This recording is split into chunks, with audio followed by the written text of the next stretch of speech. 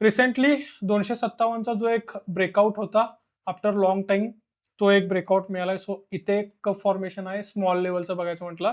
But I am interested in this, कारण business long time एक फॉलमध्ये होता आणि तो कमबॅक होतोय. आणि जर हे प्रॉपरली वर्कआउट झालं, जर हा कप पॅटर्न प्रॉपरली वर्कआउट झाला, हा वाला, right, then there is nothing like that. लक्षात येतोय सिच्युएशन काय चालू आहे. आणि ती सगळी सिच्युएशन असताना सुद्धा रिसेंटली, फक्त एक क्वार्टर बद्दल बोलतोय मी, रिसेंटच्या एका क्वार्टरमध्ये या कंपनीने 129% सेल्स ग्रोथ आणि 455% प्रॉफिट ग्रोथ दिली आहे. ठीक आहे. सो हे झाले क्वार्टरली नंबर्स. इम्पॉर्टंट, पूर्ण वर्षाचा नंबर जर आपण बघितला तर पूर्ण वर्षाच्या नंबरमध्ये 120%चा सेल्स ग्रोथ आणि 816%चा प्रॉफिट ग्रोथ. काही होऊ दे, पण स्टॉक मार्केटमध्ये कष्टानं कमवलेला पैसा लूज करायचा नाही, हा एकमेव अजेंडा घेऊन आपण आपल्या कम्युनिटी ग्रुपमध्ये काम करतोय. आणि त्यासाठीच आजच्या या व्हिडिओमध्ये 3 असे स्टॉक ज्यांनी 100% पेक्षा जास्त प्रॉफिट ग्रोथ दिलाय आणि एक बिझनेसमध्ये टर्न अराउंड दाखवलाय. मित्रांनो, आता सध्या वॉरची सिच्युएशन चालू आहे, खूप गोष्टी अनसर्टनिटी आहेत. अशा सिच्युएशनमध्ये रिलायन्स सारख्या मोठ्या कंपन्यांना सुद्धा इतका मोठा प्रॉफिट ग्रोथ आणणं खूप डिफिकल्ट आहे. पण या कंपन्यांनी ते करून दाखवलंय. त्याच्यामागची कारणं पण वेगवेगळी आहेत. काही कंपन्यांमध्ये सेक्टर रोटेशन आहे, काही कंपन्यांचं प्रोडक्टच युनिक आहे. त्यामुळे ते हळूहळू त्याच्या बिझनेसमध्ये ग्रोथ आणतायत. त्यामुळे तिन्ही स्टॉक फंडामेंटली आणि technically one by one properly study करूया. डेप्थ समजावून घेण्याचा प्रयत्न करूयात, जेणेकरून तुम्हाला जर हे स्टॉक बाय करायचे असतील तर तुम्हाला एक प्रॉपर डिसिजन घेता येईल. ठीक आहे, वन बाय वन जाऊयात. पहिला स्टॉक आहे आपला व्ही सायंटिफिक लिमिटेड. ठीक आहे. आता हा स्टॉक मी पहिल्यांदा का चूज केलाय, एक गोष्ट लक्षात घ्या, सिच्युएशन काय चालू आहे आणि ती सगळी सिच्युएशन असताना सुद्धा रिसेंटली, फक्त एक क्वार्टर बद्दल बोलतोय मी, रिसेंटच्या एका क्वार्टरमध्ये या कंपनीने 129%ची सेल्स ग्रोथ आणि 455%ची प्रॉफिट ग्रोथ दिली आहे. ठीक आहे. सो हे झाले क्वार्टरली नंबर्स. इम्पॉर्टंट, पूर्ण वर्षाचा नंबर जर आपण बघितला तर पूर्ण वर्षाच्या नंबरमध्ये 120%चा सेल्स ग्रोथ आणि 816%चा प्रॉफिट ग्रोथ. मित्रांनो, विचार करा, 816%. काहीतरी रिझन असेल, उगाच एक कंपनी इतका नंबर चांगला डिलिव्हर करू शकत नाहीये. म्हणजे काही अशा गोष्टी आहेत ज्या या कंपनीच्या फेवरमध्ये काम करतायत. आणि याच्यासोबतच जर आपण बाकीचे सुद्धा काही रेशोज बघितले, जसे मी नेहमी सांगतो की पब्लिक होल्डिंग हे 30% कमी पाहिजे, ते आपल्याला बघायला मिळतंय. आरओसी 15%च्या वरती पाहिजे, आरओई 11-12%च्या आसपास पाहिजे. सगळ्यात महत्वाचं, डेट टू इक्विटी रेशो जो 0.2 पेक्षा कमी आहे, म्हणजे कर्ज सुद्धा 20% कमी आहे आणि प्लेजिंग पर्सेंटेज जे आहे ते ऑलमोस्ट झिरोच आहे. So this are the fundamentals, की जे एक चांगली फंडामेंटल कंपनी आहे आणि आता नंबर पण डिलिव्हर करते आणि त्यांचा टर्न अराउंड पण कसा सुरू झालाय बघा.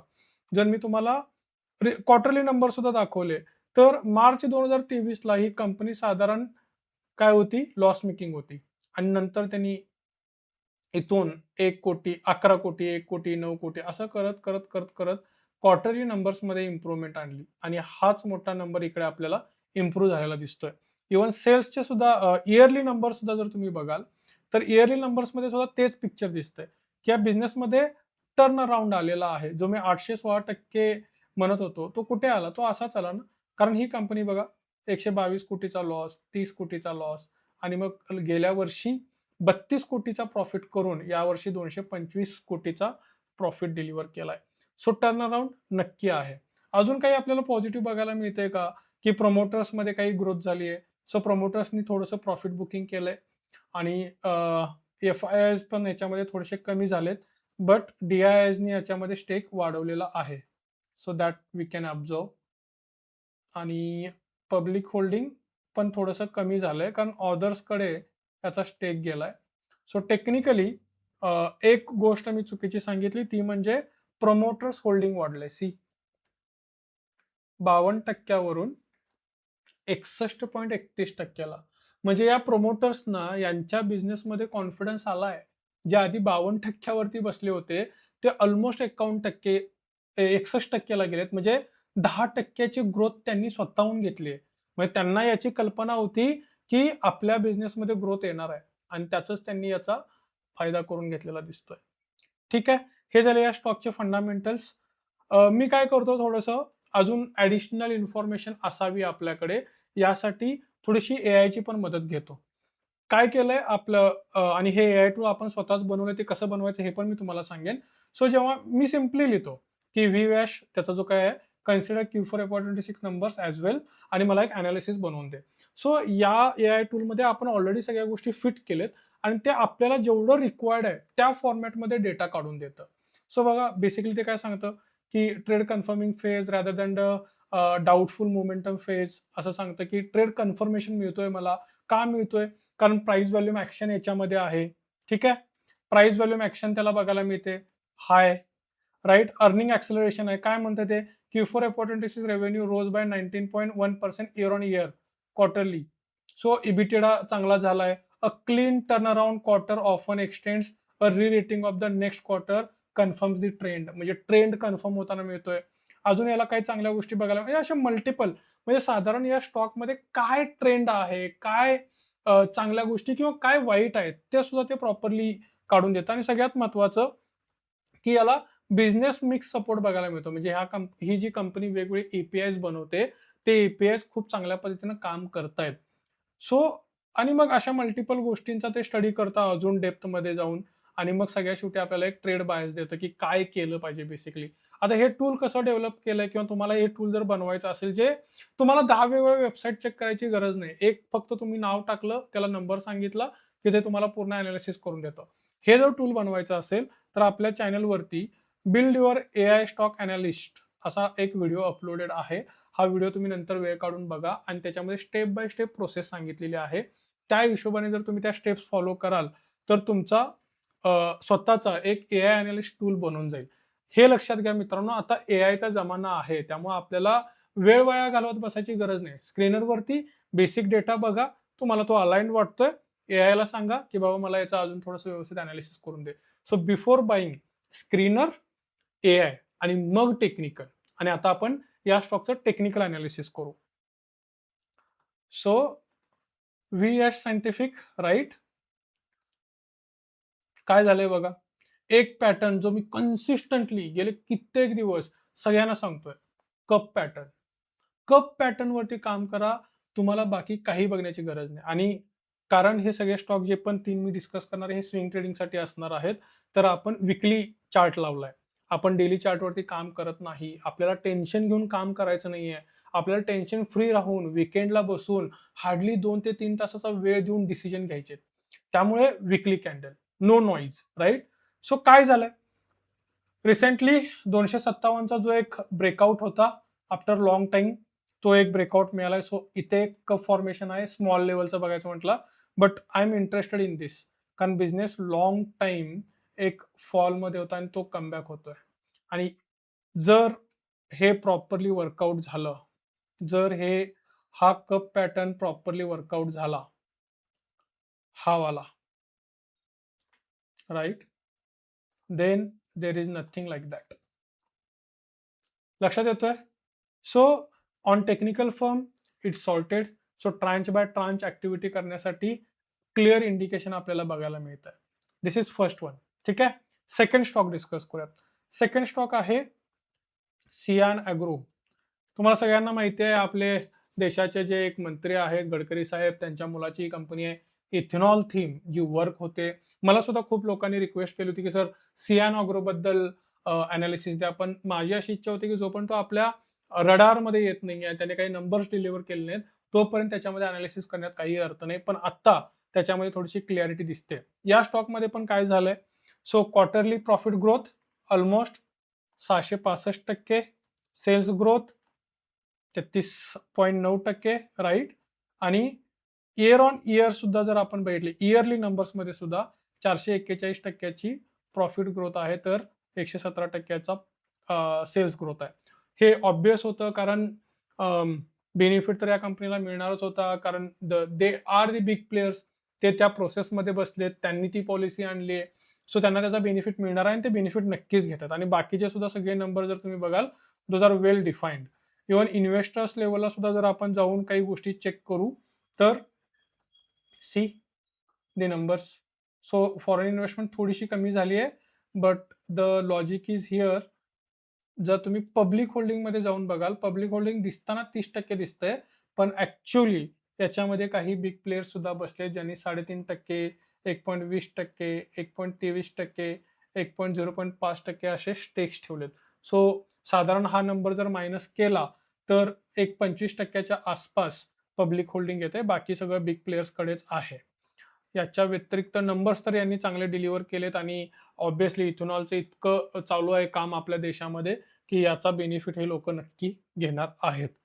टेक्निकल फ्रंटवरती जर बघायचं म्हटलं, तर हा स्टॉक कन्सिस्टंटली हायर हाईज लावण्याचा प्रयत्न करतोय गेले काही दिवस आणि आत्ता थोडासा तो कूल डाऊन झालाय.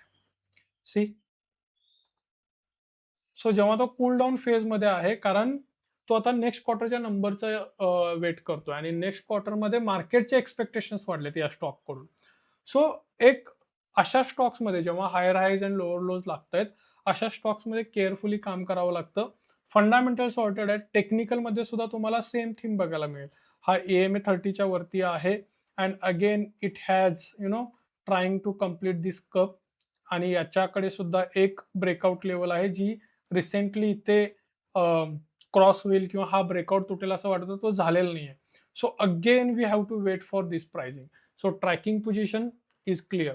सो ट्रॅकिंग पोझिशनमध्ये आपण काम करू शकतो. No full in investment. That is the clear indication की तुम्हाला फुल इन्व्हेस्टमेंट, इवन दो इथेनॉलची क्लॅरिटी आहे, बट बिकॉज ऑलरेडी या स्टॉकला थोडंसं ओव्हर रेटिंग झालेलं होतं आणि तो करेक्ट करतोय, त्यामुळे थोडंसं आपल्याला वेट करायचं आहे. अजून नंबर डिलिव्हर होऊ देत, पण ट्रॅकिंग पोझिशनवरती तुम्ही नक्की जाऊ शकता.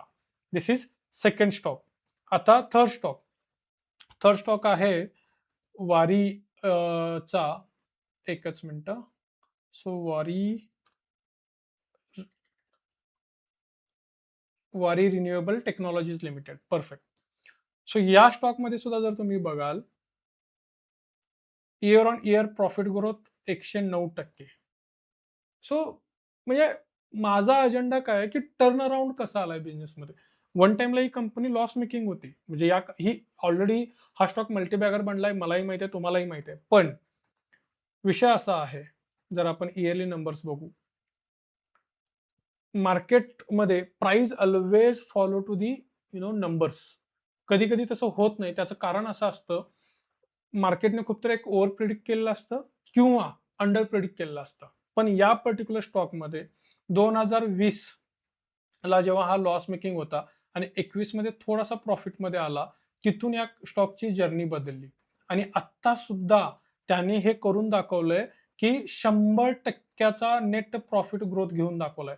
म्हणजे गेल्या वर्षी 229 कोटीचा प्रॉफिट होता, या वर्षी 483 कोटीचा प्रॉफिट. आता एक गोष्ट लक्षात घ्या, की जेव्हा असे मोठे प्रॉफिट येतात कोणत्याही स्टॉकमध्ये, प्रॉफिटमध्ये माझा इतका इंटरेस्ट काय आहे? कारण भलेही कंपनी सेल्स करते, पण नेट प्रॉफिट बनवू शकत नाहीये. तर काय होणार? कॅश फ्लोचे प्रॉब्लेम येणार. आता असे जे स्टॉक जे चांगला नेट प्रॉफिट आणतायत, या कंपन्यांच्याकडे कॅश अवेलेबल असेल. ज्याच्याकडे कॅश अवेलेबल असेल, पैसे अवेलेबल असतील, ते काय करतील? ऑब्व्हियसली ते रिइन्व्हेस्ट करतील. नवीन मशीन्स आणतील, नवीन-नवीन बिझनेसचा विचार करतील. त्यांच्या एम्प्लॉयीला चांगले पैसे देतील, जेणेकरून ते एम्प्लॉयी अजून चांगलं स्किलफुल वर्क करतील आणि अल्टिमेटली कंपनी ग्रो होईल. So it's all together linked with money. म्हणजे भलेही एखादी कंपनी मला बाहेरून बघायला चांगली वाटते, पण ती कंपनी नेट प्रॉफिटच करत नाहीये, तर ती कंपनी परफॉर्म नाही करू शकणार. पण हे जे स्टॉक्स आहेत, हे ज्या कंपन्या आहेत, यांनी जो बिझनेसमध्ये टर्न अराउंड आणलाय, जे प्रॉफिट बनवलंय, त्या प्रॉफिटच्या पैशाचं युटिलायझेशन होऊ शकतं. कर्ज फेडू शकते कंपनी. जर एखादी कंपनी कर्ज फ्री झाली, बिनधास्त काम करेल ना. कारण प्रत्येक क्वार्टरमध्ये किंवा इयरली जे पैसे कमवतील, ते पैसे त्यांना परत इंटरेस्ट देण्यासाठी घालवण्याची गरज नाहीये. सो कंपनी कर्ज फ्री होऊ शकते. So that is the thought process all together, right? सो आता या पर्टिक्युलर स्टॉकमध्ये इन्व्हेस्टर्सची सुद्धा जर जर्नी बघितली, तर ऑब्व्हियसली पब्लिक होल्डिंग 30%च्या खाली आहे. रिसेंटली थोडंसं फॉरेन इन्व्हेस्टमेंट बघायला मिळाली आहे याच्यामध्ये, थोडीशी ग्रोथ आली आहे त्याच्यामध्ये. ठीक आहे? आणि याचं टेक्निकल मी डिस्कस करणार आहे, but what I like about this company, see the ROCE आणि ROE. सो ROCE 85% म्हणजे त्यांनी जे कॅपिटल इन्व्हेस्ट केलंय त्याला कसं युटिलाइज करायचंय हे गणित त्यांना कळलंय आता. आणि आता फक्त त्यांना ते ग्रोथ करत जायचं हळूहळू, right? So that is the clarity about this stock. Even यांच्या वरती सुद्धा बघा कर्ज 0.12%, म्हणजे 0.12 म्हणजे बेसिकली 12%. म्हणजे त्यांच्याकडे जे असेट आहेत किंवा जे काही त्यांच्याकडे व्हॅल्युएशन आहे त्याच्या फक्त 12% कर्ज आहे. आणि इट इज नथिंग. म्हणजे कंपन्या ओव्हर कर्ज घेऊन काम करतात, लक्षात घ्या, राईट? अजून एक महत्वाचा फॅक्टर कदाचित याच्यामध्ये तो सुद्धा आपल्याला बघायला मिळेल, की बॅलन्स शीटमध्ये जर आपण जाऊ, सी, मी जे तुम्हाला म्हणतो कंपनी जेव्हा प्रॉफिट बनवते तेव्हा काय मॅजिक होतं, तेव्हा हे मॅजिक होतं. रिझर्व्ह बघा, 436 कोटीवरून 119 कोटीला गेलेत. That is a thing. He company investment करू शकते, असेट्स वाढवू शकते, इन्व्हेस्टमेंट्स करू शकते, राईट? आता याचं थोडंसं आपण काय करूयात, टेक्निकल अनालिसिस करून बघूयात. वारी रिन्युएबल टेक्नॉलॉजीज, राईट? हा मला वाटते NSE चा चार्ट ओपन झालाय, कारण NSE वरती रिसेंटली यांनी कंपनी लिस्ट केली आहे. आता मी या पर्टिक्युलर स्टॉकमध्ये तुम्हाला स्ट्रॅटेजिक गोष्ट सांगतो. तुम्ही म्हणाल सर ऑलरेडी या स्टॉकमध्ये खूप झालंय, लोकांना माहिती आहे, सगळं आहे, सगळं आहे, सगळं आहे. मित्रांनो मला सांगा, हा स्टॉक किती रुपयेपासून मला वाटतंय साधारण ₹1, ₹1.5 स्टॉक 3037 ला गेला, राईट? See the journey. आणि याचं जर पर्सेंटेज म्हणजे आय वॉज सरप्राईज, तुम्ही सुद्धा सरप्राईज ऑब्विसली असाल, kind of growth it has given. मी इथूनच लावतोय बेसिकली. आणि इथून जर हा असा प्लेस केला तर साधारण 99,343, सॉरी 99 लाख नाही, 99,343%, 99,343% म्हणजे साधारण 1,000% ग्रोथ यांनी ऑलरेडी डिलिव्हर केली. आणि ते पण काय पिरियडमध्ये, 21 ते 24 मध्ये. आणि हे कसं झालं, मी जे तुम्हाला मगाशी सांगत होतो, सी हिअर, जसा त्याने नेट प्रॉफिट बिझनेस केला आणि ग्रोथ घेतला त्या हिशोबाने स्टॉकच्या प्राइस मध्ये ग्रोथ बघायला मिळाली. मग आत्ता नंबर डिलिव्हर करून सुद्धा हा स्टॉक का खाली आहे, कारण या स्टॉकमध्ये ऑलरेडी ओव्हर रेटिंग झालंय. पण गुड थिंग, इव्हन दो स्टॉकचं ओव्हर रेटिंग जरी झालं असलं तरी हा स्टॉक नंबर डिलिव्हरीमध्ये कुठेही पाठीमागं पडत नाहीये. ठीक आहे, नंबर डिलिव्हर करतोय. आपण मगाशी बघितलं 100% प्रॉफिट ग्रोथ दिली आहे. सो याचा एक कुलिंग फेज चालू आहे. It's called sometimes accumulation phase. कारण याला काय करायचं आहे, नंबर्स ऑलरेडी डन आहेत, राईट? नंबर्स डिलिव्हर केलेत, just few breakouts with price volume action. 1358 ची प्राइस आणि मग त्यानंतर 2000 ची प्राइस. सो तुम्ही याला रेजिस्टन्स म्हणा, ब्रेकआउट लेवल्स म्हणा, काही म्हणा, that is going to happen. But हा कुलिंग फेज काय संपवायचा आहे. देन द, कारण रिन्युएबल एनर्जीची जी कन्सेप्ट आहे ती कधी संपणार नाही. It is going to be a future. Ethanol is the future, renewable energy is the future. Ethanol मध्ये बरेच इश्यूज आणि चॅलेंजेस आहेत, but we how to come out it, right? आणि कंपन्या तर बेनिफिट करून घेतील त्याचा. सो येस, सो मित्रांनो, हे होते 3 स्टॉक जे मला वाटतात की काइंड ऑफ बिझनेस टर्नअराउंड घेऊन आलेत आणि यांना ट्रॅक करणं गरजेचं आहे.